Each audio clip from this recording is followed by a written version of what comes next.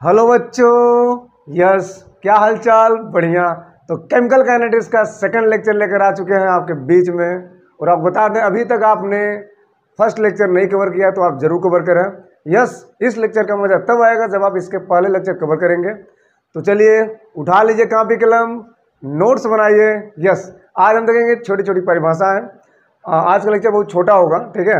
और छोटी छोटी बातें, जैसे सबसे पहले वेग स्थिरांक, वेग व्यंजक, इसके अलावा अभिक्रिया की कोट, और साथ ही साथ हम देखेंगे कि वेग स्थिरांक इकाई, दैट मीन्स हम ये कैसे जानेंगे कि अगर अभिक्रिया की कोटि प्रथम है या शून्य है या द्वितीय है तो उसका यूनिट क्या होगा, मात्रक क्या होगा, ठीक है। तो आज लेक्चर में इतनी बातें करनी है, बहुत ज़्यादा बातें भी नहीं करनी है। यस, तो उठा लीजिए कॉपी कलम, नोट्स बनाइए। यस, तो बच्चों हम सबसे पहले देखेंगे कि वेग व्यंजक तथा वेग स्थिरांक ये क्या होता है। इसके लिए आपको क्या करना पड़ेगा, सबसे पहले आपको एक रिएक्शन लेटस करना पड़ेगा। Let's that reaction what let's that reaction, माना एक अभिक्रिया, माना एक अभिक्रिया what a plus b and gives, क्या बनेगा, प्रोडक्ट में बन रहा है सी प्लस डी। क्लियर? यहां पर लगा बच्चों stoichiometric factor a b what c and d. Clear? आपके एक लॉजिक वाली बात याद दिला रहे हैं, क्लास 11th में बातें हो चुकी है चैप्टर फर्स्ट में। अगर आपने लेक्चर नहीं देखा है तो आप लेक्चर जरूर कवर करें। चैप्टर फर्स्ट में बता चुके हैं एक अभिक्रिया भागफल होता था, और इलेक्ट्रोकेमिस्ट्री में भी बता चुके हैं। इलेक्ट्रोकेमिस्ट्री में जाइए, बहुत विधिवत बताया गया है। 12th में इलेक्ट्रोकेमिस्ट्री करके एक लेक्चर मिलेगा आपको, प्लेलिस्ट में जाइए, खोलिए 12th का केमिस्ट्री, वहाँ मिल जाएगा, ठीक। तो इलेक्ट्रोकेमिस्ट्री में अभिक्रिया भागफल बताया गया होगा, Q इक्वल टू होता है let us that reaction for in this reaction what right here C पे पावर C एंड D पे पावर D। ये जो स्टोइकोमेट्रिक फैक्टर है, ये C और D प्रोडक्ट ऊपर जाता है, फिर नीचे क्या होता है, नीचे होता है A का A के साथ एंड B का B के साथ, राइट। अच्छा, लेकिन यहाँ पे ये बातें नहीं करनी है। यहाँ पर जो भी करेंगे प्रायोगिक तौर पर करेंगे, no no no no no, या प्रायोगिक तौर पर करेंगे, प्रायोगिक तौर पर करेंगे। तो क्या होगा, वेग प्रोपोर्शनल टू क्या होगा, वेग प्रोपोर्शनल टू क्या होगा, रिएक्टेंट्स। आप जानते हो कि वेग रिएक्टेंट्स को पकड़ता है, अभिकारकों की सांद्रता को पकड़ता है। दैट मीन्स ए, यहाँ पर x, यहाँ पर b, यहाँ पर y। ओ माय गॉड, ये क्या देखने को मिल रहा है, या ए स्टोइकोमेट्रिक ए और बी चेंजेस, हमने ए और बी को हटा करके यहाँ पर रख दिया x y, which is degrees of reactions. अभिक्रिया की जो होती है वो डिग्री होती है, घात होती है, अभिक्रिया की कोटि होती है। जो x और y इनका योगफल कोटि कहलाएगी। अच्छा, तो x और y के अगर मान की बात करते हैं तो x और y, दैट मीन्स, या यूं बोलेंगे a और b, ये जो दोनों स्टोइकोमेट्रिक फैक्टर है, a के बगल में a और b के बगल में b, ये दोनों स्टोइकोमेट्रिक फैक्टर x और y के बराबर हो भी सकते हैं, नहीं भी, ठीक है। अच्छा, ऐसा देखा भी गया है। क्या लिख सकते हैं, यहाँ पर क्या लिखेंगे, a and b which is equal to x and y के बराबर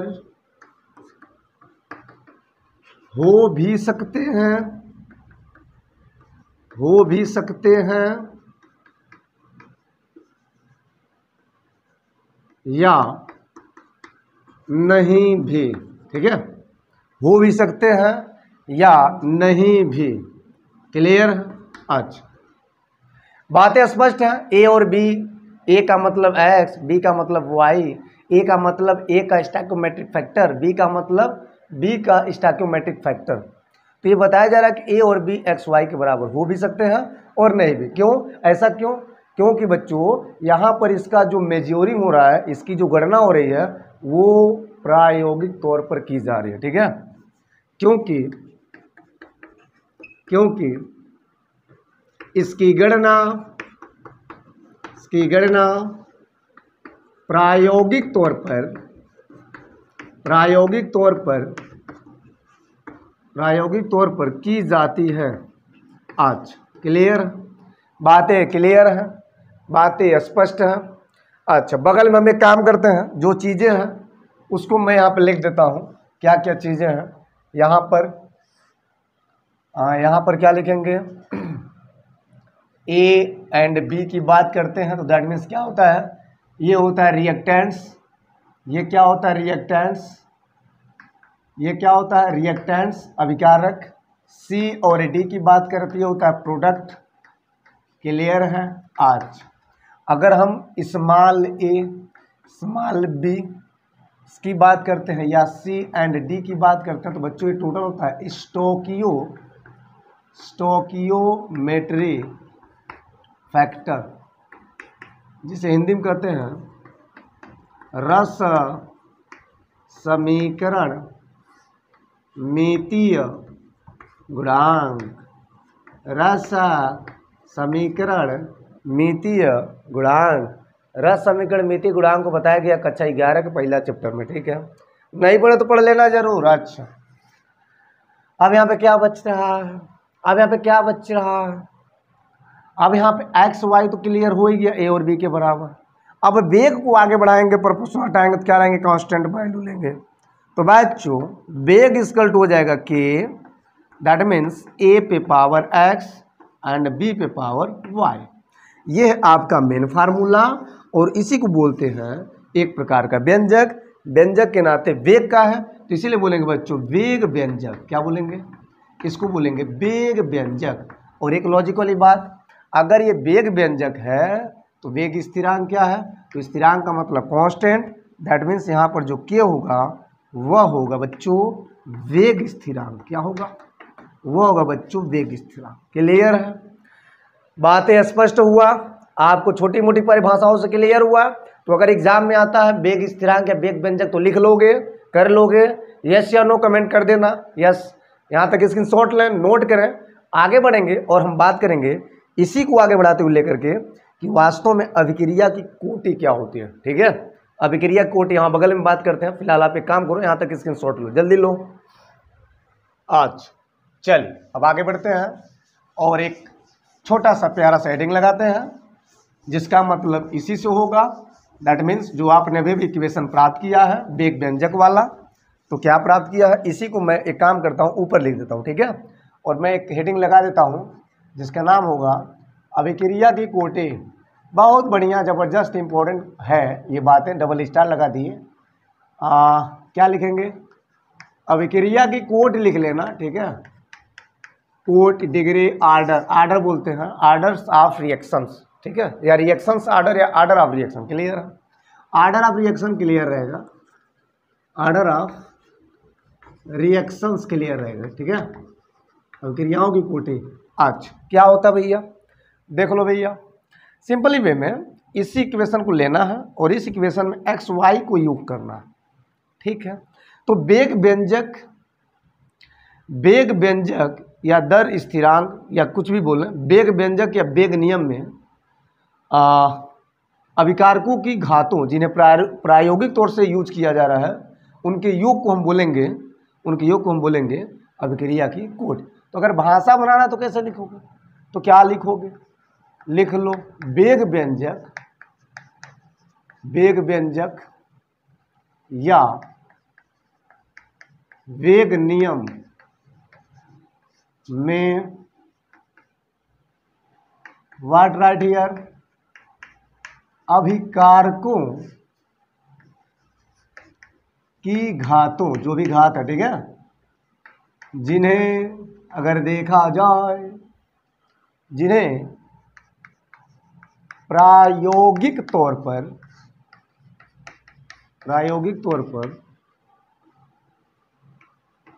प्रयोग किया गया है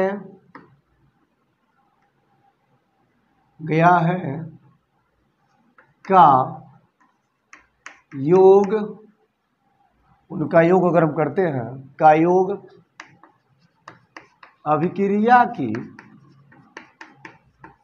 कोटि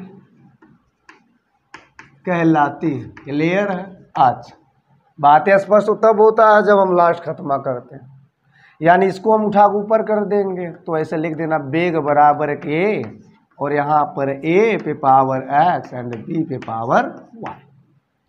मैंने क्या बोला, वेग व्यंजक यही तो है भैया, वेग नियम यही तो है भैया, मैं अभिकारकों की घातों एक्स और वाई घात जिन्हें प्रायोगिक तौर पर प्रयोग किया जाता है, प्रयोग किया गया है, इनका योग अभिक्रिया कोटि कहलाती है।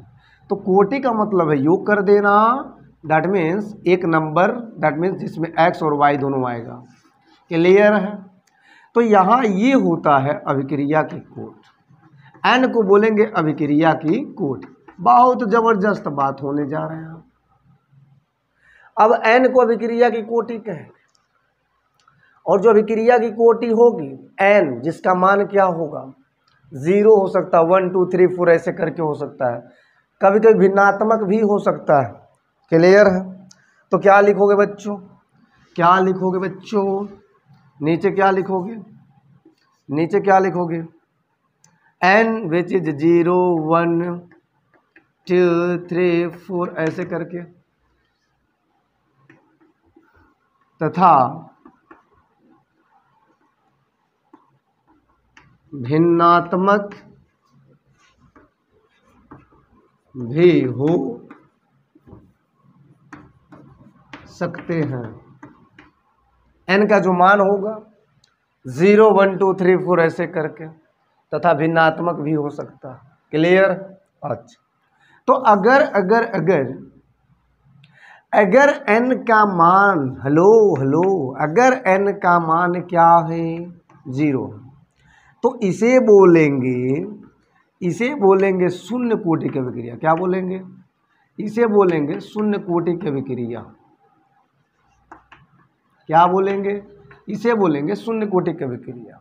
और अगर n का मान 1 है तो इसे बोलेंगे प्रथम कोटि की अभिक्रिया। क्लियर बात है? बहुत शानदार बात है। अच्छा, अगर n बराबर 2 है तो इसे बोलेंगे द्वितीय कोटि की अभिक्रिया। ऐसे करके तो ज़्यादा से ज़्यादा 2 कोटि तक पढ़ना है, वैसे तो एक ही कोटि तक देगा, शून्य कोटि प्रथम कोटि। एग्जाम की दृष्टि से मैं बात कर रहा हूँ, बोर्ड एग्जाम की दृष्टि से। क्लियर? तो ऐसा विक्रिया की कोटि को हम समझते हैं, यानी n पे डिपेंड होगा, n का जितना मान होगा उस पर हम क्या बोलेंगे, क्रमशः 0 है तो शून्य कोटि, प्रथम 1 है तो प्रथम कोटि, और 2 है तो द्वितीय कोटि। क्लियर? अब चलिए आगे बढ़ते हम बात करेंगे एक छोटा सा प्यारा सा हेडिंग कि यहाँ पे शून्य कोटि की अभिक्रिया तो उसका मात्रक क्या होगा, या मान लीजिए ऐसा क्वेश्चन करके देता है और विकल्प करके देता है कि शून्य कोटि की अभिक्रिया का वेग स्थिरांक इकाई, ठीक है, इकाई क्या है यानी कि मात्रक क्या है, तो आप कैसे जानोगे शून्य कोटि का है कि प्रथम कोटि का है कि द्वितीय कोटि का है।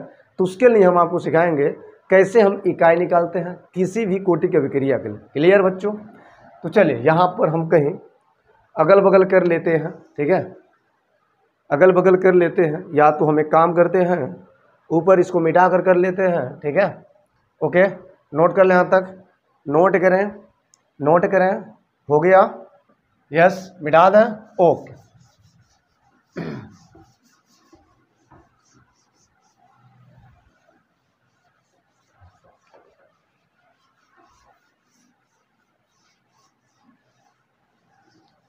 चलिए अब हम देखेंगे वेग स्थिरांक इकाई क्या